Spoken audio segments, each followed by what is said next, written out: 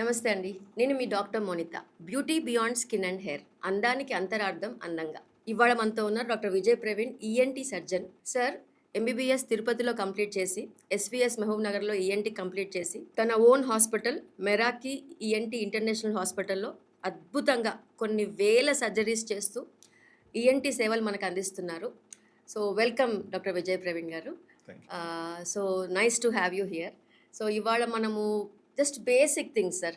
జనానికి ఎట్లా year, nose, throat ENT అంటే అందరికి తెలుసు కదా. ఇయర్, నోస్, థ్రోట్ ఈ సంబంధించిన చిన్న చిన్న మిస్టేక్స్ ఎలా మనం కరెక్ట్ చేసుకోవాలి, ఏం చేయాలి అన్న పాయింట్లో మనం ఇవాళ వీడియోస్ చేద్దాం సార్. పాడ్కాస్ట్ చేద్దాం సార్. సో విజయ్ ప్రవీణ్ గారు ప్రత్యేకంగా కాక్లియర్ ఇంప్లాంట్స్ సర్జరీస్లో చాలా చాలా ఎక్స్పర్ట్. స్నోరింగ్ సర్జరీస్ అంటే స్లీప్ యాప్నియా సంబంధించిన సర్జరీసే కదా సార్ మీరు చెప్తుంది? ఓకే, స్నోరింగ్ గురకలకు సంబంధించిన దాంట్లో సర్జరీస్లో సార్ చాలా ఎక్స్పర్ట్. అలానే ఈఎన్టీ అంటే ఇంకా అన్నీ వస్తాయి, చెవి సంబంధించింది, ముక్కు సంబంధించింది అండ్ థ్రోట్ సంబంధించింది. సో ఇవాళ మనం సో ఫస్ట్ స్టార్ట్ చేద్దాం సార్. అందరికీ కామన్గా ఉండే అందరి ఇంట్లో మా నాన్న ఈఎన్టీ. ఓకే, చిన్నప్పుడు మాకు ఇయర్ బడ్ ఇంట్లో బ్యాన్. ఓకే, బట్ ఇంట్లో బ్యాన్ అసలు దొరికేది కాదు. పెళ్ళైన తర్వాత కానీ ఇయర్ బడ్ మా ఇంట్లోకి రాలేదు. అసలు ఇయర్ బడ్స్ వాడచ్చా, వాడకూడదా? To be precise, madam, earbuds are not at all required. Ears auto cleaners. We need not clean them. దేవుడు ఒక ప్రొటెక్టివ్ మెకానిజం లాగా వ్యాక్స్ ఫార్మేషన్ని మనకి ఇచ్చాడు. సో వ్యాక్స్ యాక్చువల్ ఫంక్షన్ ఏంటిదంటే డస్ట్ని ట్రాప్ చేయడం, బ్యాక్టీరియాని ట్రాప్ చేయడం అండ్ లూబ్రికేషన్ని ప్రొవైడ్ చేయడం చెవి కోసం. సో దాన్ని మనం ఇయర్ బడ్స్ పెట్టి క్లీన్ చేయడం అనేది it's a very very bad habit. Ear బడ్స్ని అసలు వాడకూడదు. చెవులు వాటంతట అవే శుభ్రపరచుకుంటాయి. ఒకవేళ మీకు చాలా ఇరిటేషన్గా ఉంది అంటే మాత్రము చాలా బయట వరకే, లోపలికి వెళ్ళకూడదు ఇయర్ బడ్. ఓకే, సో లిమిటెడ్గా క్లీన్ చేసుకోవచ్చు. ఒకవేళ ఇబ్బంది మరీ ఎక్కువ ఉంటే ఈఎన్టీ డాక్టర్ని సంప్రదించాలి. మీ అంతటా మీరే శుభ్రపరచుకోవడానికి ప్రయత్నం చేస్తే ఈ 4 విషయాలు అవ్వచ్చు. ఒకటి, external artery canal skin trauma, అంటే బ్లీడింగ్ అయ్యి పెయిన్ అవుతుంది. ఎందుకు? కెనాల్ స్కిన్ డ్యామేజ్ అవ్వడం వలన. ఇంకోటి ఇయర్ డ్రమ్ పర్ఫరేషన్, బ్లీడింగ్ వస్తుంది, ఇయర్ డ్రమ్కి హోల్ పడే రిస్క్ ఉంటుంది. అంటే ఇయర్ బడ్ లోపల దాకా వెళ్ళి తిప్పటం వల్ల ఇలాంటి perforation. Yeah, ear drum rupture, perforation అయితే మీరు చూస్తారా సార్? ఇలాంటివి చూస్తారా? చూస్తుంటాం. చిన్న పిల్లలకి మదర్ ఇయర్ బడ్ పెట్టి వ్యాక్స్ రిమూవ్ చేయడానికి ట్రై చేయడం, పిల్లవాడు కదలడము, ఇయర్ డ్రమ్ హోల్ అవ్వడము, బాబోయ్. తర్వాత చెవిలో నుంచి రక్తం గారడము, చీమ్ గారడం, దాని తర్వాత సర్జరీ చేయించుకోవడం, ఇవన్నీ complications. Okay, so ear bud అనేది అసలు వాడకూడదు. ఇకపోతే దేవుడిచ్చిన ప్రొటెక్టివ్ మెకానిజంని మనం తీసేయడం వలన అక్కడ బ్యాక్టీరియా, ఫంగస్ గ్రో అయ్యి ఇరిటేషన్, ఇచ్చింగ్, వర్సన్ అయ్యే ప్రమాదం కూడా ఉంది.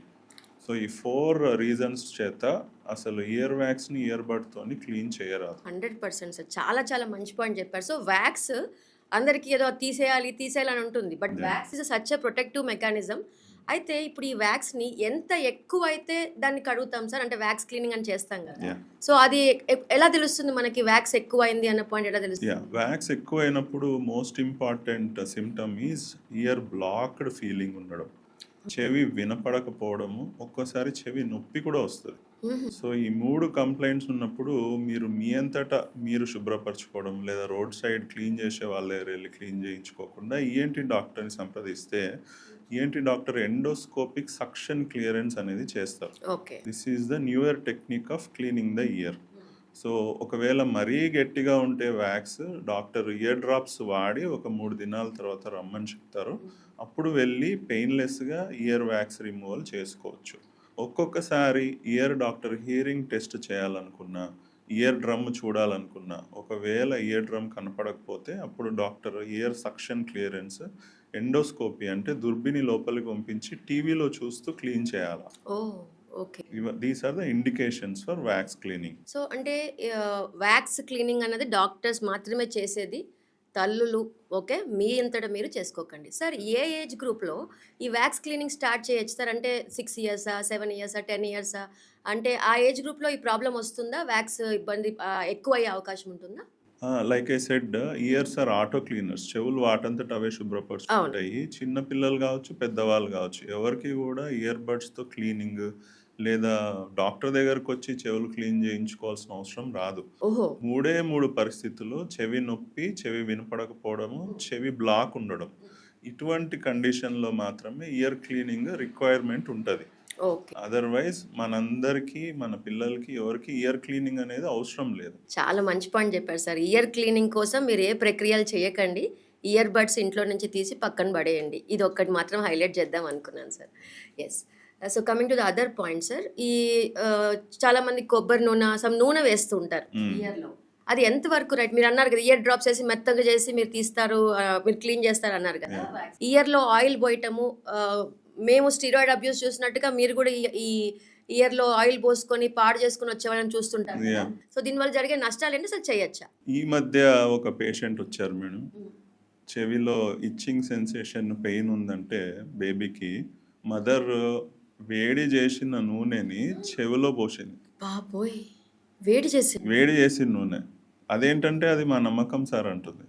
సో ఆ బేబీకి చెవిలో కెనాల్ స్కిన్ బర్న్ అయిపోయి ఇచ్చింగ్, ఫంగస్ గ్రో అయ్యి వర్సన్ అయిపోయింది ఇయర్ ఇన్ఫెక్షన్. బా సో సొంతంగా ఏమి చేయకూడదు. ఇయర్స్ చాలా చాలా సెన్సిటివ్ ఆర్గాన్స్.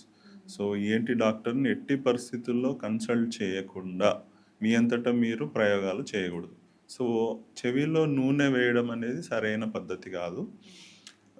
చెవిలో నూనె వేస్తే ఏమవుతుంది, ఇండియా లాంటి కంట్రీలో మనకు టెంపరేచర్స్ హైయర్ సైడ్ ఉంటాయి, హ్యూమిడిటీ ఎక్కువ ఉంటుంది. సో వ్యాక్స్ లేకపోవడము, నూనె ఉండడము, హ్యూమిడిటీ అండ్ టెంపరేచర్ వలన ఫంగస్ గ్రో అయ్యే రిస్క్ ఎక్కువ. ఆయిల్ వల్ల. ఆయిల్. సో ఆయిల్ ఎట్టి పరిస్థితుల్లో చెవిలో వాడకూడదు. It's a very bad habit. కానీ వంశపారంపర్యంగా మన పూర్వీకులు, మన గ్రాండ్ పేరెంట్స్ చెవిలో ఏమైనా ఫస్ట్ నూనె పోస్తారు. అంటే మాయిశ్చరైజింగ్ ఎఫెక్ట్ ఇస్తుందన్నా సార్? ఎందుకు అట్లా చేస్తారు? అది మన మూఢనమ్మకం మేడం, అంతే. అంతేనా? సో కంప్లీట్ మిత్ అది, మూఢనమ్మకం, మిత్. సో నూనె పోయడం అనేది against year hygiene point of వ్యూలో అసలు నూనె వేయటం, ఇయర్ బడ్ వాడటం అనేది రెండు కూడా 100% మీరు అవాయిడ్ చేయాల్సిన పాయింట్స్ ఇయర్ విషయంలో. పిల్లలకి ఏదన్నా కొంచెం ఇయర్ పెయిన్ ఉందంటే టచ్ చేయాల్సింది ఈఎన్టీ సర్జన్ తప్ప పీడియాట్రిషియన్ కూడా కాదు. అంతే కదా సార్? కరెక్ట్. ఫస్ట్ ఎందుకంటే ఇయర్ ఎగ్జామినేషన్. సార్ మీరు ఏమైనా చిన్నపిల్లలకి ప్రివెంటివ్గా ఇయర్లీ వన్స్ ఒకసారి ఇయర్ చెకప్ చేయించుకోవడం అట్లా ఏమన్నా చెప్తారా? ఐ చెకప్ లాగా? It's always better madam. అవునా? Preventive checkup is very good habit. But కొంతమందికి పుట్టుకతోనే ఎక్స్టర్నల్ ఆర్టరీ కెనాల్ నార్మల్గా ఫామ్ అయి ఉండదు. సో అలాంటి పిల్లలకు ఒక్కోసారి 3 నెలలకు ఒకసారి వ్యాక్స్ క్లీనింగ్ రమ్మని అడ్వైస్ చేస్తాం. ఓహో, చంటి పిల్లలకి. Yeah. ఓ ఒకవేళ వాళ్ళు సర్టన్ ఏజ్ తర్వాత దాన్ని ఓవర్ గ్రో చేసి నార్మల్గా ఉంటే wax clearance, then we will ask them not to come. Only wax జమ అవుతున్న పేషెంట్స్కే రిపీటెడ్గా రమ్మని అడుగుతాం, అందరినీ కాదు. ఓకే, అట్లా. సో టాన్సిల్స్ చిన్నప్పటి నుంచి ఈఎన్టీ సర్జన్ అంటే నాకు గుర్తుండేదే టాన్సిల్స్. నాన్న ఆల్మోస్ట్ నెలలో ఒక 10-15 సర్జరీస్, టాన్సిలెక్టమీ సర్జరీస్ చేసేవాళ్ళు సార్. సో ఈ నేపథ్యంలో ఈ మధ్యలో ఈ టాన్సిలెక్టమీ సర్జరీస్ బాగా తగ్గాయని అనుకోవచ్చా సార్? చేయటం అంటే అవసరం రావట్లేదు అని విన్నాను అంతగా. ఒక విధంగా జనాలకి అవేర్నెస్ రావడము, very good. Tonsillectomy indications, clear cut guidelines ఉండడము, రిపీటెడ్ ఇన్ఫెక్షన్స్ తక్కువ అయిపోవడము. Very good. అంటే పీడియాట్రిషియన్ని లేదా ఈఎన్టీని వెంటనే ఇన్ఫెక్షన్ వచ్చిన వెంటనే పేరెంట్స్ పిల్లల్ని తీసుకెళ్ళి ట్రీట్మెంట్స్ చేయడం వలన ఒక విధంగా టాన్సిలెక్టమీ రిక్వైర్మెంట్ తగ్గిపోయింది. Very good. సో టాన్సిల్స్ అంటే ఏంటంటే ఇవి ద్వారపాలకులు అనమాట. బ్యాక్టీరియాని, డర్ట్ని, జర్మ్స్ని, వీటిని అవి శాంపుల్ చేసి ఇమ్యూనిటీని ఇంప్రూవ్ చేస్తాయి. This is the function of tonsils. Lymphoid tissue note లోపల ఉంటాయి, కనిపిస్తాయి నోరు తెరిస్తే. అండ్ అడినాయిడ్స్, ఈ రెండు కూడా ఇమ్యూన్ ఫంక్షన్ కి హెల్ప్ చేస్తాయి. సో అక్కడ ఇన్ఫెక్షన్ రానికుండా అవి అక్కడే ఆపేస్తాయి అంటారా సార్? ఇన్ఫెక్షన్ వస్తుందా లేదా అనేది బాడీకి తెలియజేస్తుంది. ఒకవేళ సివియర్ ఇన్ఫెక్షన్ వస్తే అవి కొంచెం వాస్తాయి, వచ్చి దాని వలన గొంతులో నొప్పి, మింగేటప్పుడు నొప్పి రావడము, దాని వలన గురక రావడము, అండ్ సివియర్ ఇన్ఫెక్షన్ అప్పుడు ఫీవర్ కూడా వస్తుంది. ఇవి టాన్సిలైటిస్ సిమ్టమ్స్. ఓకే. సో ఇలా గొంతు నొప్పి వచ్చినప్పుడు కూడా ఒకసారి ఈఎన్టీ సర్జన్ని కలిసి ఒకసారి చెక్ చేపిస్తే యాంటీబయాటిక్ వాడటం వల్ల అక్కడ ఆ పాయింట్ అక్కడే తగ్గిపోతుంది. సో దట్ అవి ఎక్కువ ఫ్రీక్వెంట్‌గా ఉబ్బకుండా సర్జరీ చేయాల్సిన అవసరం అంతా రాకుండా ఈ మధ్య కాలంలో అది తగ్గింది అని అనుకోవచ్చు సార్. క్లియర్ గైడ్‌లైన్స్ ఉన్నాయి madam. Okay. More than 5 episodes in a year. హుహు. గొంతు నొప్పి 5 సార్ల కంటే ఎక్కువ సార్లు ఒక సంవత్సరంలో రావడం, లేదా 3 సార్ల కంటే ఎక్కువ సార్లు గొంతు నొప్పి ఫీవర్‌తో పాటు రావడం, ఓహ్! రిపీటెడ్‌గా పిల్లవాడు స్కూల్‌కి వెళ్ళలేకపోవడం, హ్మ్. గురక ఎక్కువ అవ్వడము, హ్మ్. మింగలేకపోవడం, వెయిట్ గెయిన్ అవ్వలేకపోవడం. అంటే వెయిట్ లాస్ అవుతున్నాడు. ఎందుకంటే నొప్పి ఉండడం వల్ల వాళ్ళకి ఇంట్రెస్ట్ ఉండదు తినడానికి. ఓకే. ఓకే. తినేటప్పుడు, మింగేటప్పుడు నొప్పి వస్తా ఉంటది. హుహు. ఉన్న ఫీలింగ్ వస్తా ఉంటది. ఓహ్! సో, తక్కువ మోతాదుల్లో లిమిటెడ్‌గా తీసుకుంటుంటారు ఈ పిల్లలు. ఓకే. సో, కొంచెం మాల్ నరిష్డ్‌గా గూడా వీక్‌గా అయిపోవటం కూడా టాన్సిలెక్టమీ సర్జరీకి ఇండికేషన్. సో, ఇలా ఉంటే గనక ఫ్రీక్వెంట్ థ్రోట్ పెయిన్స్ వస్తూ ఇలా ఫీవర్స్ వస్తే సార్ చెప్పిన ఇండికేషన్స్‌లో మనం టాన్సిలెక్టమీ చేయించటమే ఉచితం. కదా సార్? ఖచ్చితంగా. ఓకే. Adenoids సంగతేంటి sir? అడెనాయిడ్స్‌ని ఎట్లా గుర్తుపట్టాలి? అడెనాయిడ్స్ తీయించాలి అన్న విషయం ఎప్పుడు తెలుస్తుంది మనకి? యాహ్! అడినాయిడ్స్ 3 ఇయర్స్ పైబడిన వాళ్ళలో తీయొచ్చు and indications are very clear. Hmm. Adenoids tonsil లాంటి మెటీరియల్ లింఫాయిడ్ టిష్యూవే. దీనికి కూడా ప్రొటెక్టివ్ ఫంక్షన్, ఇమ్యూనిటీ ఫంక్షన్ ఉంది. హ్మ్. ముక్కు వెనక భాగంలో గ్రో అవుతాయి. హ్మ్. సో ఇవి పెద్దగా అయినప్పుడు ఎందుకు పెద్దగా అవుతాయని మనం ఆలోచన చేస్తే ఇంపార్టెంట్లీ అలర్జీ, హ్మ్. సైనసైటిస్ ఉండడము, రిపీటెడ్‌గా కోల్డ్ అవ్వడము, హ్మ్. వంశపారంపర్యంగా వచ్చిన అలర్జీస్, హ్మ్. వీటన్నిటి వలన ఎక్కువ సార్లు కోల్డ్ అయిన పిల్లలకి, సైనసైటిస్ ఉన్న పిల్లలకి అడినాయిడ్స్ పెద్దగా అవుతాయి. ఓహ్! వీటి వలన పిల్లవాడు సరిగ్గా గాలి తీసుకోలేక మౌత్ బ్రీతింగ్ స్టార్ట్ చేస్తాడు. ఓహో! నోట్‌తో బ్రీతింగ్ తీసుకుంటారు. ముక్కుతో కాకుండా. హ్మ్. ఉదయము, రాత్రి అని తేడా లేకుండా ఆల్వేస్ మౌత్ బ్రీతింగ్ చేస్తారు. నోటితోనే తినడము, నోటితోనే గాలి పీల్చుకోవడం వలన చిన్న మోతాదుల్లో ఫుడ్ తీసుకుంటుంటారు. వెయిట్ గెయిన్ అవ్వరు. ఇకపోతే రాత్రంతా బ్రెయిన్‌కి ఆక్సిజన్ సరిగ్గా అందకపోవడం వలన ఉదయం ఇరిటబుల్‌గా, హైపర్ యాక్టివ్‌గా ఉంటాడు కిడ్. ఓహ్! దేని మీద కాన్సంట్రేట్ చేయలేరు. అటెన్షన్ స్పాన్ చాలా తక్కువ ఉంటది. ఆటిస్టిక్ ఫీచర్స్, ఏడీహెచ్‌డీ ఫీచర్స్ కనిపిస్తుంటాయి. ఓహ్! ఇకపోతే రేర్‌గా కొంతమంది పిల్లలు బెడ్ వెట్టింగ్ చేస్తుంటారు. ఒక పొజిషన్‌లో పడుకోలేకుండా రాత్రి రౌండ్ తిరుగుతా ఉంటారు. ఓహ్! అండ్ గ్రోత్ డిఫార్మిటీస్ అంటే స్కెలిటల్ ఫార్మేషన్ మీద ఇది అఫెక్ట్ చేస్తది. పళ్ళు ముందరికి రావడం, ముందరి పళ్ళు. ఎత్తుపళ్ళులాగా రావడం. ఎత్తుపళ్ళు రావడం, ఒక ఓహ్! పన్ను మీద ఒకటి గ్రో అవ్వడము, హ్మ్. ఈ నేసోలేబియల్ ఫోల్డ్ మనకి ఏదైతే ఉందో అది ఫార్మ్ అవ్వకపోవడము, హ్మ్. పించ్డ్ ఎలా అంటే ముక్కు మనకు తమ్మెలు ఇలా ఉన్నాయి కదా, అలా కాకుండా స్ట్రైట్ నోస్ ఉంటది. అంటే ముక్కు యూజ్ చేయకపోవటం వల్ల సార్? డిస్యూజ్ అట్రోఫీ అంటాం దాన్ని. ఓహ్! ముక్కు తమ్మెలు సరిగ్గా ఫామ్ కాకపోవడం అండ్ మొహము ఇట్లా వి షేప్ లాగా అయిపోతుంటుంది, నార్మల్ ఫేస్ లాగా కాకుండా. ఓహ్! ఇవన్నీ బోన్ డెవలప్మెంట్ మీద వచ్చే ప్రాబ్లమ్స్. వీటిని అడినాయిడ్ ఫేసీస్ అంటాం. ఓహ్! సో రిపీటెడ్ అడినాయిడైటిస్ అంటే కోల్డ్ లేకున్నా పిల్లవాడు మౌత్ బ్రీతింగ్ చేస్తూ ఫేస్లో ఈ చేంజెస్ వస్తున్నాయి అంటే ఇది 100% ఇండికేషన్. కొంతమంది అనొచ్చు పిల్లవాడు పెద్దగైనాక అడినాయిడ్స్, టాన్సిల్స్ అవి తగ్గిపోతాయి కదా, ఇప్పుడు సర్జరీ ఎందుకు అని అడగచ్చు. హ్మ్. In fact paediatricians, physicians will also ask us the same question. హ్మ్. But important thing to note here is skeletal formation for kids happen till the age of 16 years. So మనం అర్లీగా ఇంటర్వ్యూన్ అయ్యి అడినాయిడ్ ఫేసీస్ ఉన్న పిల్లల్ని మనం కోబ్లేషన్ అడినాయిడెక్టమీ అనే procedure చేయగలిగితే హ్మ్. స్కెలిటల్ ఫార్మేషన్ నార్మల్గా వస్తుంది. డెంటిస్ట్ దగ్గరికి వెళ్ళి క్లిప్స్ పెట్టించాల్సిన అవసరం రాదు. ఓహ్! అండ్ ఓవరాల్ వెల్బీయింగ్ అంటే వెయిట్ గెయిన్ అవ్వడం కానీ, బ్రెయిన్ ఫార్మేషన్ నార్మల్గా అవ్వడము, ఐక్యూ కరెక్ట్గా రావడము, హ్మ్. ఇవన్నిటిని మనము ఇంప్రూవ్ చేసుకోవచ్చు. Otherwise the kid will grow more towards autism, ADHD.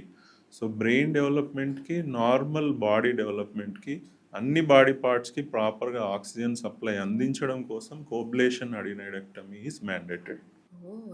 Adenoids అనే ప్రాబ్లమ్ వల్ల ఇంత నష్టం జరుగుతుందని నాకైతే తెలీదు సార్ ఇప్పటి వరకు. Even though I am doctor. చాలా ఎక్సలెంట్ పాయింట్ చెప్పారు మీరిక్కడ. సో, ఇలా మౌత్ బ్రీతింగ్ ఎన్ని రోజులు చేస్తే ఇలాంటి ప్రాబ్లమ్స్ వచ్చే అవకాశం ఒక 6 మంత్సా? 3 మంత్సా? 1 ఇయరా? ఎన్ని రోజులు చేస్తే ఇలాంటి ప్రాబ్లమ్ వచ్చే అవకాశం ఉంది సార్? ఇంపార్టెంట్ క్వశ్చన్ అడిగారు మేడం. సో అడినాయిడ్స్ కొంతమందికి గ్రేడ్స్ గురించి మాట్లాడితే there are 4 grades of adenoiditis. Okay. Grade 1, 2, 3 and 4. Hmm. So ముక్కు బ్యాక్ సైడ్ దేవుడు ఆ పేషెంట్కి ఎంత గ్యాప్ ఇచ్చాడు అనేది ముఖ్యం. ఓహ్! కొంతమందికి గ్రేడ్ 2 అడినాయిడ్స్ ఉన్నా మౌత్ బ్రీతింగ్ స్టార్ట్ అయిపోతుంటుంది. హ్మ్. కొంతమందికి గ్రేడ్ 3 ఉన్నా మౌత్ బ్రీతింగ్ స్టార్ట్ అవ్వదు. సో పిల్లవాడు సర్ది లేకున్నా అంటే కోల్డ్ లేకున్నా ఇయర్ లాంగ్ ఉరకబెడుతున్నాడు, మౌత్ బ్రీతింగ్ చేస్తున్నాడు, లేదా లిప్స్ ఇట్లా గ్యాప్ ఇట్లా మార్నింగ్ టైంలో గ్యాప్ ఉండి ఆ గ్యాప్ నుంచి బ్రీత్ చేస్తున్నాడు అంటే ఈఎన్టీ డాక్టర్ని కంపల్సరీగా మీట్ అవ్వాల్సిందే. సో ఈఎన్టీ డాక్టర్ ఎండోస్కోపీ చేస్తాడు, ఫ్లెక్సిబుల్ ఎండోస్కోపీ. లేదు పిల్లవాడు కోఆపరేటివ్గా లేడు అంటే ఒక ఎక్స్రే చేసి కూడా చూడొచ్చు. So grading of adenoids and severity of adenoids వలన దాని బేసిస్లో సర్జన్ డెసిషన్ తీసుకుంటారు. యా, ఇకపోతే మీరు అడిగారు ఒక్క 1 month అడినాయిడైటిస్ ఉన్న పిల్లలకి ఈ స్కెలిటల్ మాల్ఫార్మేషన్స్ అనేవి రావు. ఓకే. సో బోన్ డెవలప్మెంట్ అనేది it's a process, it will happen over years. Okay. So కంటిన్యూస్గా మౌత్ బ్రీతింగ్ చేస్తూ అడినాయిడైటిస్ ఉన్న పిల్లలకి ఓవర్ ఇయర్స్ స్కెలిటల్ డిఫార్మిటీస్ అనేవి స్టార్ట్ అవుతాయి. సో స్కెలిటల్ మాల్ఫార్మేషన్ స్టార్ట్ అయినాయి, crowding of upper teeth, mouth breathing, highest palate, mouth open చేసి చూస్తే అంగిలి పైకి వెళ్ళిపోయి ఉంటుంది. సో ఇవన్నీ కూడా అడినాయిడెక్టమీకి ఇండికేషన్స్. సో అడినాయిడ్స్ విషయంలో కేర్లెస్నెస్ అస్సలు వద్దు. పేరెంట్స్ అందరూ జాగ్రత్త వహించి ఇలాంటి బ్రీతింగ్ ఉన్నా, ఎత్తుపళ్ళు అవుతున్నా, బేబీ ఇరిటబుల్గా ఉన్నా, వెయిట్ గెయిన్ అవ్వట్లేదు, వీక్గా ఉన్నారు అనుకుంటున్నా, మౌత్ బ్రీతింగ్ చేస్తున్నా, ప్లీజ్ అటెండ్ అవ్వండి, ఈఎన్టీ సర్జన్ని కలవండి. సర్జరీకి భయపడొద్దు, ఎందుకంటే చాలా అడ్వాన్స్ టెక్నిక్ వచ్చింది కదా sir. Yeah, absolutely painless and bloodless, scarless, because నోటి లోపల నుంచి చేస్తాము. అనస్థీషియా ఇచ్చి చేయడం వలన పిల్లవాడికి సర్జరీ చేసినట్టు కూడా అర్థం అవ్వదు. దాని తర్వాత కూడా ఏం కష్టం ఉండదా సార్? అస్సలు zero pain madam. 2 hours after surgery ice cream ఇస్తాము, happily discharged in the evening itself, same day. So చూసారు కదా, అడినాయిడెక్టమీ సర్జరీ అన్నది చాలా చిన్న సర్జరీ, ఒక్క డేలో అయిపోతుంది. పిల్లవాడికి సర్జరీ అంటా అని భయపడకుండా పేరెంట్స్ అడినాయిడ్స్ విషయంలో అస్సలు నెగ్లెక్ట్ చేయొద్దు. సో ఫ్లైట్ ల్యాండింగ్ అవుతున్నప్పుడు, టేక్ ఆఫ్ అవుతున్నప్పుడు మనకి ఇయర్స్ అన్నీ మూసుకుపోయినట్టు ఉంటుంది. కొంతమందికి చాలా చెవు నొప్పి వచ్చేస్తుంది సార్. సో దీనికోసం కొంతమంది ఏం చేస్తారంటే చెవులో దూది పెట్టుకుంటారు, ఆ ఇయర్ ప్లగ్స్ పెట్టుకుంటారు.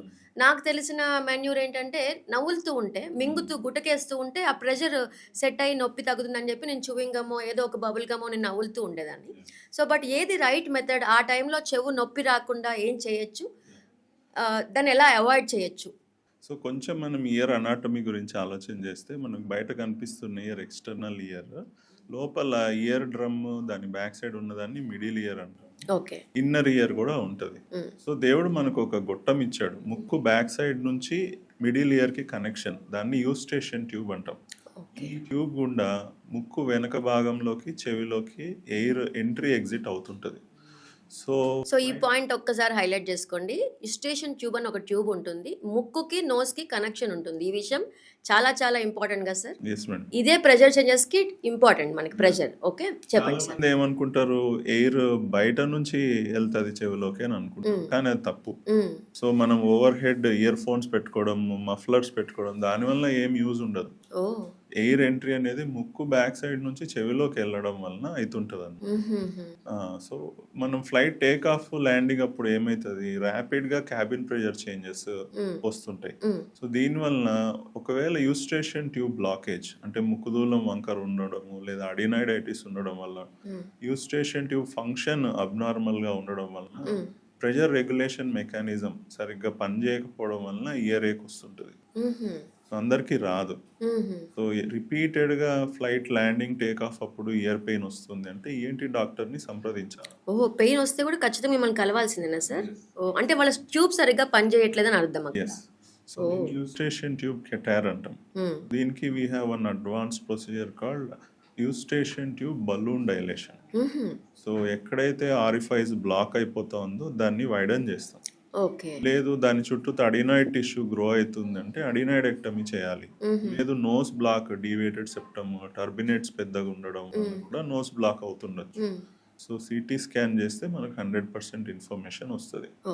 లిమిటెడ్ పెయిన్ వస్తుంది, బాగా సివియర్ పెయిన్ కాకుండా లిమిటెడ్ గా వస్తుందంటే చిన్న చిన్న పద్ధతులతోని మనము దీని నుంచి బయటపడవచ్చు. ఒకటి ఏంటంటే వల్సల్వా మనోవర్ చెప్పినట్టు, blowing of cheek with closed nose. Close చేసి జెంటిల్ గా బ్లో చేయాలి చీక్ ని, ఫోర్స్ఫుల్ గా బ్లో చేయరాదు. అలా చేస్తే ఇయర్ పాప్ అనే సౌండ్ వచ్చి మీకు పెయిన్ రిలీఫ్ అనేది వస్తుంది. ఓ లేకపోతే రిపీటెడ్గా చివింగ్ గమ్ నమలడము లేదా స్వాలోయింగ్ లాలీపాప్ లాంటిది చప్పరించడం వల్ల కూడా పెయిన్ రిలీఫ్ వస్తుంది. ఓకే. అలా చేయడం వల్ల Eustachian tube open close movement అవుతుంది. అదే మింగటం వల్ల ప్రెషర్ ఈక్వల్ అవుతుంటుంది అక్కడ. ఓకే. చిన్న పిల్లలు ఫీడింగ్ మీద ఉన్న బేబీస్ కి ఇయర్ పెయిన్ రిపీటెడ్ గా వస్తుంటది కదా, వాళ్ళకి ఏం చేయొచ్చు అంటే బాటిల్ ఫీడింగ్ లేదా breast feeding simple pacifier usage వలన కూడా వాళ్ళకి ఇయర్ పెయిన్ రాకుండా మనం సేఫ్ గార్డ్ చేయొచ్చు. ఓకే. అలర్జీస్ ఏమైనా ఉంటే వాటిని ట్రీట్మెంట్ చేయించుకోవడం, బ్లాకేజ్ ఏమైనా ఉంటే దాన్ని ట్రీట్ చేసుకోవడం, సైనసైటిస్ నుంచి దూరంగా ఉండడం, అలర్జెన్స్ ని దూరంగా ఉండడం, ఇవి కూడా హెల్ప్ చేస్తాయి. ఓకే. సో ఇప్పుడు ఇలా ఉండి కొంచెం పెయిన్ ఉంటే మీరు చెప్పిన ఈ మాన్యువర్తో మనం అవాయిడ్ చేసుకోవచ్చు. బట్ పెయిన్ పర్సిస్టెంట్గా ఉంటుంది, హెవీ అవుతోంది రాను రాను అని అన్న పాయింట్కి వస్తే మాత్రం ఒక చిన్న టెక్నిక్ ద్వారా దాన్ని మనం అవాయిడ్ చేసుకోవచ్చు. అంతేనా కదా సార్? సాఫ్ట్వేర్ ఇంజనీర్స్ చెప్తుంటారు ఇది ర్యాపిడ్ గా పైకి వెళ్ళే లిఫ్ట్స్ ఉంటాయి, చెవులన్నీ మూసుకుపోతూ ఉంటాయి. సడన్ గా మేము లిఫ్ట్ యూజ్ చేసిన ప్రతిసారి మాకు చెవి బ్లాక్ అయిపోయి నొప్పి వస్తుంది కన్సల్ట్ చేస్తుంటాం. అవును. సో అలాంటి పేషెంట్స్ కి మనం కొన్ని టెస్ట్ చేసి అవసరం అయితే వీళ్ళు eustachian tube balloon dilation permanent fix. Okay. Okay sir, మరి ఈ చెవులో దూది పెట్టుకోవడం అనేది చేయొచ్చా చేయకూడదా while take off and landing? చెవిలో దూది పెట్టుకోవడం వల్ల ఇయర్ బ్లాక్డ్ ఫీలింగ్ ఉంటది, ఓకే. దానివల్ల ఏం పెద్ద ఉపయోగం ఉండదు. ఫ్లెక్స్ పెట్టుకోవడం వల్ల ఉపయోగం ఉండదు. బట్ చాలా మంది అలా పెట్టుకుంటారు సార్. మీరు అన్నట్టు ప్రెషర్ అంతా ఇక్కడి నుంచి కాదు, ముక్కు లోపల నుంచి జరిగే చేంజెస్ వల్ల తప్ప బయట నుంచి కాదు, గాలి వచ్చేది కూడా. So good point sir. చాలా మంది ఇది అవాయిడ్ చేయండి, మింగడం స్టార్ట్ చేయండి, ఏదో ఒకటి చప్పరించడం స్టార్ట్ చేయండి. అండ్ సార్ చెప్పిన ఆ మాన్యూర్ బాగా చెవులు బ్లాక్ అయితే గనక ముక్కు మూసేసి ఎలా సార్ ఒకసారి చూపించండి. Blowing the cheek with the closed nose, అంటే కొన్ని క్లోజ్ చేసి జెంటిల్ గా ఒక్కసారి బ్లో చేస్తే ఓపెన్ అయిపోతుంది. స్లోగా బ్లో చేస్తే బయటికి అది ఓపెన్ అవుతుందా సార్? ఊదాలి. ఓకే. ఓకే. ఓకే. జస్ట్ ఊదాలి అంతే, బయటికి గాలి వదలటం కాదు. ఓకే. సో క్లోజ్ చేస్తే చెవులు బ్లాక్ తగ్గిపోతుంది. సో ఈ మాన్యూర్ చేస్తే కనుక మీకు చెవు నొప్పి తగ్గే అవకాశం ఉంది. తగ్గకపోయినా మళ్ళీ వస్తున్నా కలవాల్సింది ఈఎన్టీ డాక్టర్ని మాత్రమే, అది ఏజ్ గ్రూప్ అయినా కూడా. అంతే కదా సార్? సో డిఎన్ఎస్ అంటాం కదా సార్, డీవియేటెడ్ నేజల్ సెప్టమ్. చాలామందికి ముక్కు వంకర అసలు నాకు తెలిసి చాలామందికి ఉంటుంది సార్. ఇది వాళ్ళు అటెండ్ అవ్వాలా అటెండ్ అవ్వద్దా, ఎవరు దాన్ని అటెండ్ అయ్యి సర్జరీ చేయించుకునే పొజిషన్, లేదంటే వదిలేయచ్చా?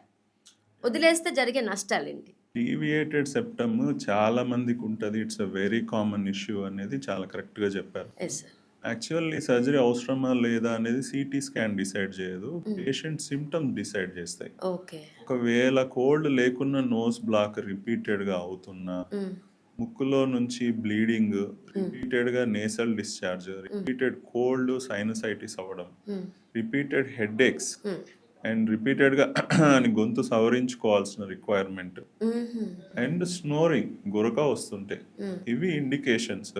సిటీ స్కాన్ చేసి యాక్చువల్ ప్రాబ్లమ్ ఐడెంటిఫై చేసిన తర్వాత మాత్రమే సెప్టోప్లాస్టీ అనే సర్జరీ సజెస్ట్ చేస్తాం. ఇంతకుముందు మీరు అన్నట్టు యూస్టేషన్ ట్యూబ్ బ్లాకేజ్ అనుకున్నాం. సో యూస్టేషన్ ట్యూబ్ వరకు గాలి వెళ్లకుండా ఒకవేళ సెప్టల్ డీవియేషన్ ఇష్యూ కాజ్ చేస్తున్నా అప్పుడు కూడా ఈ ప్రొసీజర్ చేస్తాము. కొన్ని రకాల స్కల్ బేస్ సర్జరీస్ చేయడం కోసం యాక్సెస్ కోసం సెప్టోప్లాస్టీ కూడా చేస్తాం.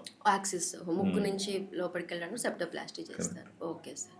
సో ఈ సర్జరీస్ అన్ని, అంటే సర్జరీ అనగానే సార్ ఆ డాక్టర్తో సహా అందరికీ భయం ఉంటుంది. బట్ ఈ మధ్యన ఈఎన్టీ సర్జరీస్ అన్ని వన్ డే ప్రొసెసర్స్ లాగా స్టార్ట్ అయిపోయాయి. పొద్దున వెళ్ళిపోయి రాత్రి చేయించుకొని ఇంటికి వెళ్ళిపోవటమే.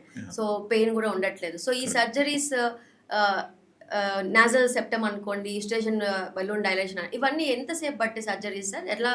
ఎంత కాస్ట్ కూడా ఉండొచ్చు? ఒకసారి మాకు అది హైలైట్ చేస్తారు సార్. ఇవన్నీ mostly day care procedures madam, unless insurance ఉంటే తప్ప. So we have one beautiful system, ENT blue laser system. దీనివల్ల అడ్వాంటేజ్ ఏంటంటే there is no bleeding, there is no external scar, there is no post operative pain, and most importantly మనం nose block చేయట్లేదు. Usually 48 hours to 72 hours Merocel అనే పదార్థం పెట్టి ముక్కుని black చేస్తుంటారు ఏంటి డాక్టర్స్. మన సెంటర్లో అది చేయట్లేదు. సో పోస్ట్ నోస్ సర్జరీ ఇమ్మీడియట్గా బ్రీతింగ్ రిలీఫ్ రావడము, సిమ్టమ్స్ ఇంప్రూవ్ అవడము చూస్తున్నాము. So very simply done procedures, state of the art equipment we have. So that is the advantage. So ఇప్పుడు ఎడనాయిడ్ మీరు అన్న ఎడనాయిడ్ సర్జరీ కూడా అంతే కదా sir? Yeah, adenoidectomy coblation Smith and Nephew అని అమెరికన్ సిస్టమ్ ఉంది. సో ఇది ఏం చేస్తుంది అంటే ఫస్ట్ సెలైన్ ఇన్స్టిల్ చేస్తుంది, సోడియం అండ్ క్లోరైడ్ అయాన్స్ లాగా విడగొట్టి ప్లాస్మా జనరేట్ చేసి దాంతో లిక్విఫై చేస్తుంది అడినాయిడ్ టిష్యూని, అదే సక్ చేసేస్తుంది. ఓకే, ఇక్కడ కటింగ్ లేదు, ఏం no cutting is involved. Wow, cutting లేకుండా బ్లడ్ లాస్ ఉండదు. మామూలుగా చిన్నప్పుడంతా ఏంటి నాన్న చూస్తా కదా, బ్లీడింగ్ చాలా ప్రాబ్లం ఉండే, టాన్సిలెక్టమీ కానీ ఎడనాయిడెక్టమీ కానీ. సో ఇప్పుడు బ్లడ్ లెస్ సర్జరీ అన్నమాట.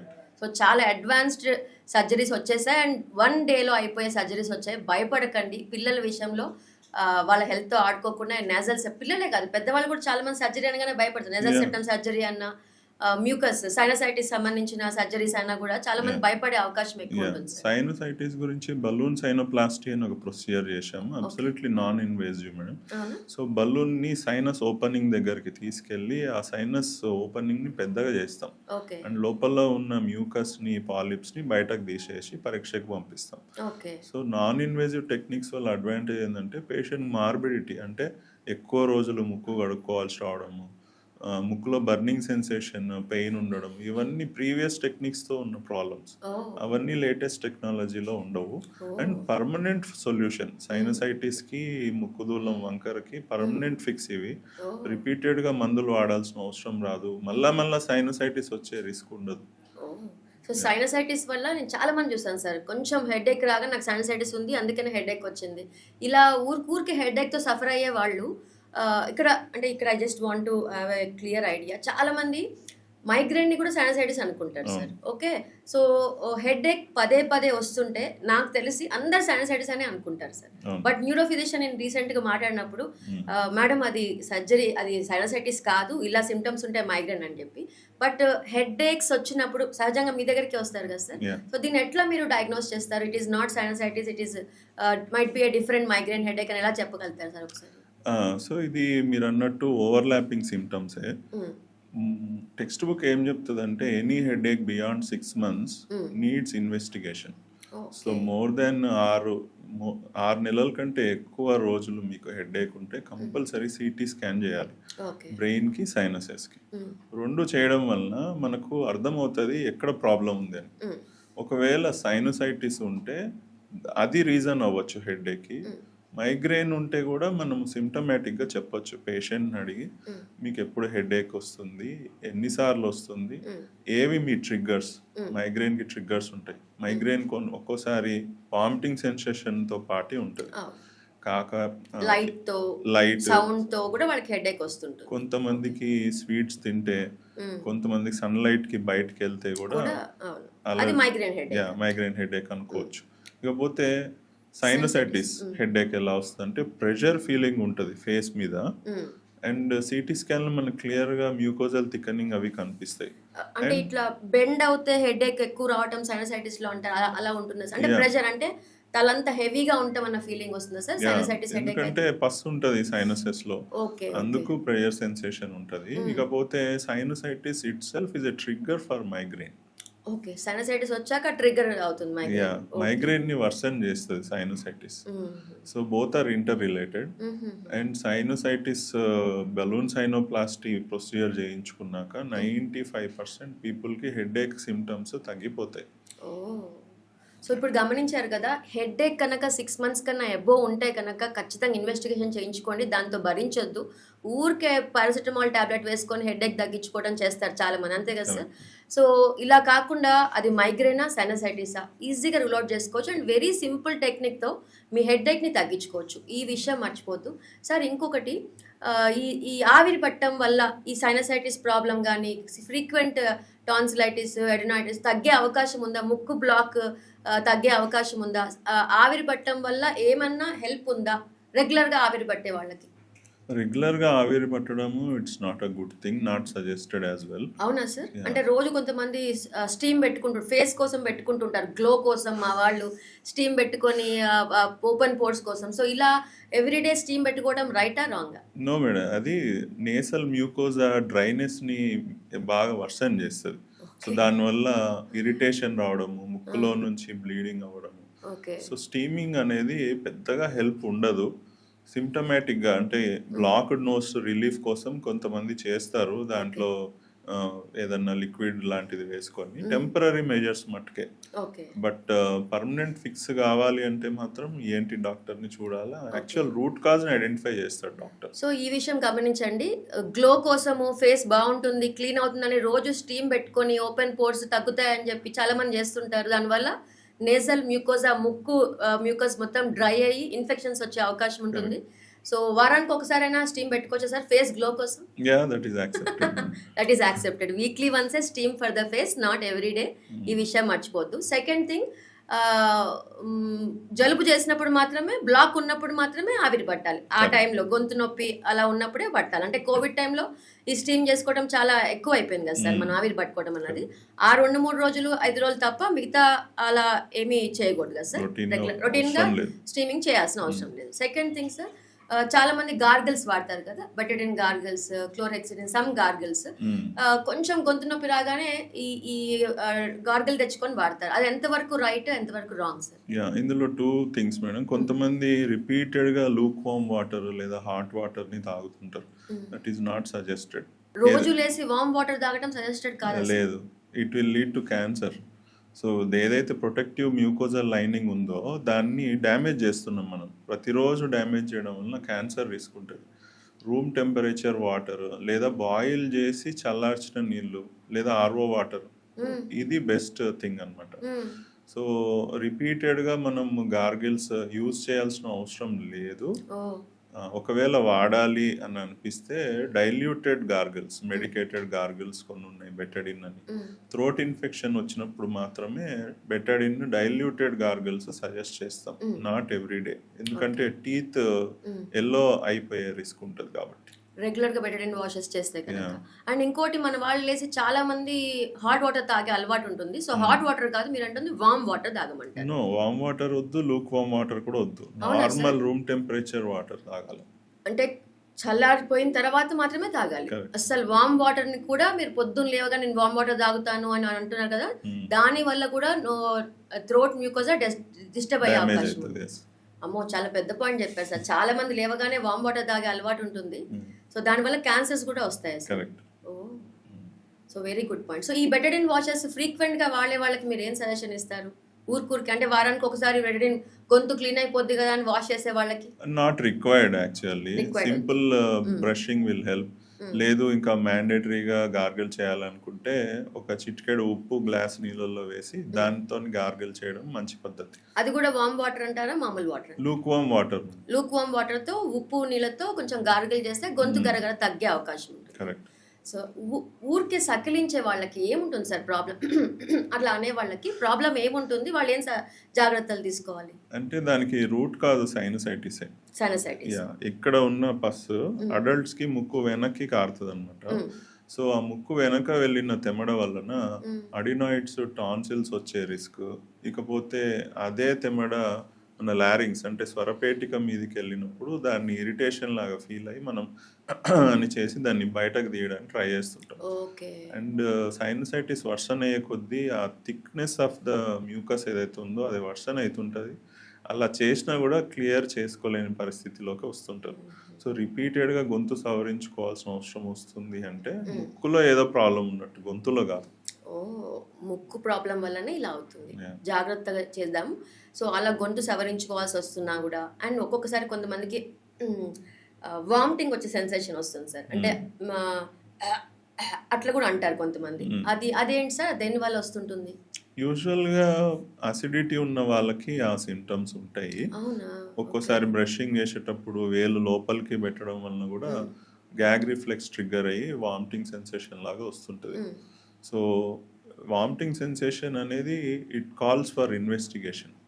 It's not normal. ఖచ్చితంగా వామిటింగ్ సెన్సేషన్ లాగా అంటే తాగుతున్నప్పుడు గానీ, అట్లా అవుతున్నప్పుడు గానీ వామిటింగ్ ఫీలింగ్ వస్తుంటే ఖచ్చితంగా ఇన్వెస్టిగేషన్ చేయించుకోవాల్సిందే. చేయాల్సిందే. యెస్. సో, జలుబొచ్చినప్పుడు, ముక్కు బాగా మ్యూకస్ ఫార్మ్ అయినప్పుడు సార్, ఈ చీదడం అనేది రెండిటితో కాకుండా ఒకటి క్లోజ్ చేసి ఇంకో దాంట్లో చేయమంటారు. ఎందుకని అట్లా చేయమంటారు? అది కరెక్టేనా sir? To answer this madam, sinusitis ఉన్నప్పుడు మాత్రమే మనకు నోస్ బ్లాక్డ్ ఫీలింగ్ ఉంటది కదా! హ్మ్. సో, జెంటిల్‌గా బ్లో చేయాలి. హ్మ్. ఒక ముక్కు క్లోజ్ చేశామా, ఓపెన్ చేశామా అనేది మ్యాటర్ కాదు. ఓహో! జెంటిల్‌గా బ్లో యాహ్! చేయాలి. ఓకే. ఫోర్స్‌బుల్‌గా బ్లో చేస్తే ఆ మ్యూకస్ మళ్ళా సైనసెస్‌లోకి వెళ్ళిపోవడము. హ్మ్. ఒక్కోసారి యూస్టేషన్ ట్యూబ్ దగ్గరికెళ్ళి చెవి ఇన్ఫెక్షన్స్ స్టార్ట్ అవ్వడం. ఇవన్నీ కాంప్లికేషన్స్. సో, నేసల్ వాష్ అంటే సెలైన్‌తో ముక్కు కడుక్కోవడం. హ్మ్. దాని తర్వాత జెంటిల్‌గా బయటకి స్నీజ్ ఔట్ చేయడము కరెక్ట్ మెథడ్. సో, చీదటం అనే విషయంలో మనము చాలా జాగ్రత్తగా చీదాలి. ఎందుకంటే ముక్కు బ్లాక్ అయినప్పుడు ఎస్పెషల్లీ గట్టిగా చీదితే గనక ఆ మ్యూకస్ మొత్తం మళ్ళీ సైనస్‌లోకెళ్ళే అవకాశం ఉంటుంది. సో, స్లోగా చేయాలి. బట్ నాకు చిన్నప్పటి నుంచి ఒకటి క్లోజ్ చేసి స్లోగా చేయండి, ఒకటి క్లోజ్ చేసి సో దట్ ట్యూబ్ బ్లాక్ అవ్వకూడదు అని సంథింగ్ అంటారు కదా సార్! అట్లా కూడా ఎఫెక్ట్ అవుతుందా? ట్యూబ్ నుంచి ఇయర్స్ దాకా వెళ్ళే అలా అవకాశం ఉంటుందా? అలా ఏం లేదు. అలా ఏం లేదు. జెంటిల్‌గా బ్లో చేయడం ఇంపార్టెంట్. జెంటిల్‌గా చీదడం అనేది చాలా ఇంపార్టెంట్. అలా మ్యూకస్ గనక ఫార్మ్ అవుతే. హ్మ్. అండ్ సొంతంగా కూడా సెలైన్ వాష్ చేసుకోవచ్చా సార్? యెస్. జలనీతి అంటారు. ముందరికి వంగి కే కే కే అని సెలైన్ ముక్కులో కొట్టుకోవాలి. ఓకే. సో, అప్పుడు ఇటు సైడ్ నుంచి వెళ్ళిన వాటర్ పక్క ముక్కులో నుంచి బయటికి వస్తుంటది. నోస్ అవును. క్లీన్ అయితుంటది. ఓహ్! కానీ రిపీటెడ్‌గా నోస్ క్లీనింగ్ రిక్వైర్మెంట్ వస్తా ఉంది అంటే సమ్ ప్రాబ్లమ్ సైనసైటిస్ ఉండొచ్చు. సో, ఏంటి డాక్టర్‌ని కలవాలి. సో, ఈ జలనీతి అన్నది ఎవరు చేస్తారు సార్?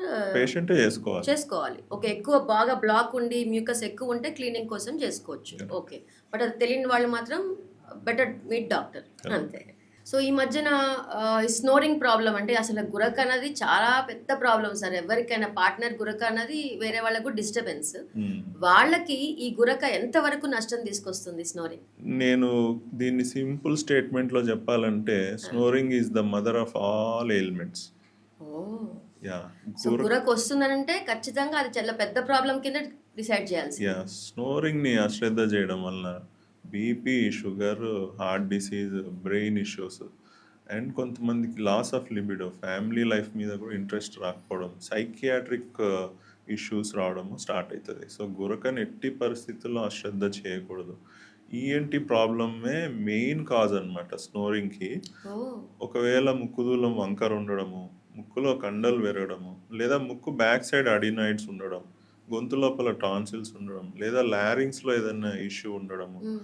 ఈ కారణం చేత గురక వస్తది. కొంతమంది అనుకుంటారు మా వాడు డీప్ స్లీప్‌లో ఉన్నాడు అందుకు గురక చేస్తున్నారు అని. హ్మ్. కానీ అది చాలా తప్పు. హ్మ్. ఇండియన్ మెన్ అండ్ ఉమెన్ స్నోరింగ్‌కి బాగా ప్రోన్ ఉంటారు. ఎందుకు sir? It's a genetical thing madam. అవునా? షార్ట్ నెక్ ఉండడము, ఆహా! ఒబేసిటీ ఎక్కువ ఉండడము, ఓకే. నెక్ సర్కంఫరెన్స్ ఎక్కువగా ఉండడం, ఓహ్! ఇవన్నీ రీజన్స్ ఫర్ స్నోరింగ్. హుహు. సో, స్నోరింగ్ ఉంటే ఈఎన్టీ డాక్టర్‌ని సంప్రదిస్తే హ్మ్. స్లీప్ స్టడీ చేస్తాము. హుహు. ఒక నేసల్ ఎండోస్కోపీ చేస్తాము. హ్మ్. సీటీ స్కాన్ చేస్తాము. సో, అది మనకు క్లియర్ కట్ ఇన్ఫర్మేషన్ ఇస్తది. హ్మ్. సో, స్నోరింగ్ సర్జరీ ఎవరికి అవసరము, ఎవరికి అవసరం లేదు అనేది హ్మ్. క్లియర్ కట్ గైడ్‌లైన్స్ ఉన్నాయి. హ్మ్. సో, స్నోరింగ్‌ని ఎట్టి పరిస్థితుల్లో అశ్రద్ధ చేయకూడదు. Oh! Snoring if left alone it will 100% lead to diabetes and hypertension. అబ్బో! చాలా పెద్ద విషయం చెప్పారు సార్. యాహ్! అయితే ఈ స్నోరింగ్‌తో పాటు స్లీప్ యాప్నియా అని ఒకటి యాడ్ అవుతుంది కదా సార్ ఇప్పుడు. ఈ యాహ్! స్లీప్ యాప్నియా అంటే ఏంటసలు? ఈ కండిషన్ ఏంటి చెప్పగలుగుతారా? యాహ్! ఇది స్పెక్ట్రమ్ అన్నమాట. హుహు. స్నోరింగ్‌ని అశ్రద్ధ చేస్తే స్లీప్ యాప్నియా స్టార్ట్ అయితది. ఓహ్! స్లీప్ యాప్నియా సింప్టమ్స్ ఏంటివంటే మార్నింగ్ లేచినప్పుడు హెడేక్ ఉండడము, హ్మ్. రాత్రంతా డీప్ స్లీప్ లేకపోవడం వలన ఇరిటబిలిటీ, కోపతాపాలు ఎక్కువ ఉండడము, హ్మ్. ఒక విషయం మీద ఎక్కువసేపు కాన్సంట్రేట్ చేయలేకపోవడము, హ్మ్. ఆహ్, ఈజీగా ఫెటీగ్ రావడము, అలసట. అలసట, హ్మ్. డ్రైవింగ్ చేసేటప్పుడు నిద్ర రావడము, హ్మ్. ఇవన్నీ sleep apnea symptoms. Okay. And partner ఒక్కోసారి చెప్తారు హ్మ్. నైట్ ఉలిక్కిపడి లేస్తున్నారు నా స్పౌజ్ హ్మ్. అండ్ డీప్ స్లీప్ వెళ్ళట్లేదు, హ్మ్. విపరీతంగా చప్పుడు వస్తూ ఉంది, మౌత్ సౌండ్. బ్రీతింగ్ చేస్తున్నారు. హ్మ్. అండ్ పేషెంట్ చెప్తారు నాకు మార్నింగ్ నిద్రపోయినట్టు అనిపించట్లేదు, అలసటగా ఉంది, హ్మ్. నోట్లో నుంచి బ్యాడ్ స్మెల్ వస్తూ ఉంది, ఓహ్! డ్రైనెస్ ఎక్కువైతుంది, కొంతమంది పళ్ళు పుచ్చిపోతున్నాయి, హుహు. ఇవన్నీ కూడా అంటే స్లీప్ యాప్నియా నోట్‌తోనే బ్రీత్ సింప్టమ్స్. చేయటం వల్ల మొత్తం డ్రైనెస్ ఆఫ్ ద మౌత్ కూడా ఎక్కువైపోతుంటుంది. ఎక్కువైతుంటది, బ్యాడ్ స్మెల్ వస్తుంటది. ఓహ్! సో, ఇవన్నీ సైన్స్ ఆఫ్ స్లీప్ యాప్నియా. అంటే కరెక్ట్. స్లీప్‌ని డిస్టర్బ్ చేస్తుందా సార్? యాప్నియా అంటే బ్రీతింగ్ బ్రీతింగ్ అందక ఉలిక్కిపడి లేస్తారు అంతేనా సార్? కరెక్ట్. ఓకే. సో నిద్రలో ఉలిక్కిపడి లేవటం, మార్నింగ్ లేవగానే సివియర్ హెడేక్, అలసట, ఇరిటబిలిటీ ఇవన్నీ స్లీప్ యాప్నియాకి అండ్ దీనికి ఒబెసిటీ కూడా యాడ్ అవుతుందేమో కదా సార్? ఖచ్చితంగా. 100% obesity is one of the major causes for sleep apnea. Hmm. పొట్ట దగ్గర ఎక్కువ ఫ్యాట్ అక్యుములేట్ అవ్వడం, మెడ దగ్గర ఎక్కువ ఫ్యాట్ అక్యుములేట్ అవ్వడం వలన హ్మ్. ఏదైతే టెన్స్గా ఉండాలనో కొండ నాలుక పై భాగము, హ్మ్. అది గాలి వెళ్ళినప్పుడు నెగిటివ్ ఎయిర్వే ప్రెషర్ వలన ముందుకు వెనక్కి కదలడం వలన ఆ సప్పుడు వస్తుంది. ఓహ్! గుర్రకు సంబంధించి. యా ఓహ్! ఓకే. ఓకే. సో దీనికి కూడా సర్జరీస్ ఉన్నాయా సార్? దీన్ని కూడా అవాయిడ్ చేసుకోవచ్చా? యా ఒకటి ఇంపార్టెంట్లీ రూట్ కాజ్ ఐడెంటిఫికేషన్. హ్మ్. సో అది ముక్కులో ఒకవేళ డీవియేటెడ్ సెప్టమ్ లేదా టర్బినేట్స్ పెద్దగా ఉండడం వల్ల అయితే దాన్ని కరెక్ట్ చేస్తే 100% స్నోరింగ్ రిలీఫ్ వస్తుంది. వావ్! లేదు ఒకవేళ టాన్సిల్స్ పెద్దగా ఉండి కొండనాలక దాని పైభాగములో టెన్షన్ లూజ్ అవ్వడం వలన ఒకవేళ స్నోరింగ్ వస్తుంటే అలియన్జా అని ఒక ప్రొసీజర్ చేస్తున్నాం madam. Hmm. We are the only centre doing it currently. Oh! So పెయిన్లెస్గా ఉంటుంది టెక్నిక్. హ్మ్. బార్బ్డ్ వైర్స్ సూచర్స్ తీసుకొని ఏదైతే ఫ్లాపీగా ముందుకు వెనక్కి కదులుతుందో దాన్ని టైటన్ అప్ చేసి పక్కకి లాగి టెరిగోమాండిబులర్ ర్యాఫీకి సూచరింగ్ చేస్తాం అనమాట. Oh! So same day of Alianza procedure snoring zero అయిపోతుంది. So nice sir. So it's a nice. Life changing event for the patient and importantly his or her partner. Spouse. Life changing. ఆ snoring తగ్గి హాయిగా ఇద్దరు బాగా పడుకుంటారు. Correct. So such a wonderful surgeries చేస్తున్నారు. విజయ్ ప్రవీణ్ గారు నాకు చాలా క్లోజ్. నేనే చాలా మంది పేషెంట్స్ పంపించాను. నాకు పర్సనల్‌గా కూడా నాకు తెలిసిన వాళ్ళందరినీ కూడా ఈ సర్జరీస్‌లో సార్ చాలా ఎక్సలెంట్ సర్జరీస్ చేస్తున్నారు అన్ని విషయాల్లో కూడా. అండ్ నాకు తెలిసి ఒక ఎన్ని వేల సర్జరీస్ చేసి ఉంటారు సార్ మొత్తం మీద మీరు కొన్ని స్నోరింగ్ సర్జరీస్ ఒక 2000 వరకు చేసి చేస్తున్నాం సార్. ఓకే. ఓవరాల్ ఏంటి అంటే మేబీ సమ్ 15,000 సర్జరీస్. సర్జరీస్ చేశారు. లాస్ట్ 10 ఇయర్స్ నుంచి ప్రాక్టీస్ చేస్తున్నారు సార్. కరెక్ట్. ఎన్ని ఇయర్స్ నుంచి? More than 12 years now. So 12 years నుంచి సార్ ఒక 15,000 ప్లస్ సర్జరీస్ చేశారు. అట్ ద సేమ్ టైం స్నోరింగ్లోనే సార్ కనీసం ఒక 2,000 సర్జరీస్ చేసి ఉంటారు. అండ్ అయితే స్నోరింగ్ పేషెంట్స్ మీ దగ్గరికి అంటే డర్మటాలజిస్ట్ దగ్గరికి ఎలా ప్రెజెంట్ అయ్యే అవకాశం ఉందంటే okay. Under eye dark circles, or excessive pimples on the face. ఓహో స్నోరింగ్ అడగాల సార్ హిస్టరీ? యా సో దీని వలన మన స్కిన్కి కానీ బ్రెయిన్కి కానీ బాడీ పార్ట్స్కి సరిగ్గా గాలి అందకపోవడం, ఆక్సిజన్ సర్క్యులేషన్ సప్లై తక్కువ అవడం వలన ఈ విధంగా ప్రెజెంట్ అవుతారు So, డర్మటాలజిస్ట్ దగ్గరికి. డార్క్ సర్కిల్ వస్తే నేను ఖచ్చితంగా స్నోరింగ్ హిస్టరీ అడగమంటారు. డెఫినెట్లీ ఏం లేదు, టిప్ రైస్ చేసి ముక్కుదులో వంకర ఉందా లేదా చూస్తే తెలిసిపోతుంది. ఓకే. DNS problem DNS. ఉండి ఆ డార్క్ సర్కిల్స్ ఉండి బాగా పింపుల్స్ కూడా ఉంటే వాళ్ళకి ఖచ్చితంగా స్నోరింగ్ హ్యాబిట్ అడిగి దాన్ని మేము అడ్జస్ట్ చేస్తే అది కూడా తగ్గే అవకాశం ఉంది. 100% మీరు ఎన్ని రెటినాయిడ్స్ ఇచ్చినా తగ్గని పింపుల్స్ ఆ. సింపుల్ నేసల్ సర్జరీతో జీరో అయిపోతాయి. ఓ చాలా పెద్ద పాయింట్ చెప్పారు సార్ మాకు. అసలు హిస్టరీ అడగను. పెరియార్కులర్ పిగ్మెంటేషన్ చాలా మంది ఆడపిల్లలకి కూడా చాలా మందికి డార్క్ సర్కిల్ ఉంటుంది. బట్ స్నోరింగ్ హిస్టరీ అడగను. మీరు అన్న చెప్పినట్టు ఖచ్చితంగా స్నోరింగ్ పాయింట్ కూడా యాడ్ చేసి I will add in my practice sir. Thank you very much Vijay గారు. ఎంత ఇంట్రెస్టింగ్ విషయాలు చెప్పారంటే డాక్టర్స్ అయినా మేమే చాలా కొన్ని విషయాలు అంటే స్నోరింగ్ని కానీ హెడేక్స్ని కానీ చాలా లైట్ తీసుకుంటూ ఉంటాం. బట్ సింపుల్గా ఈజీగా దీన్ని అవాయిడ్ చేయొచ్చు.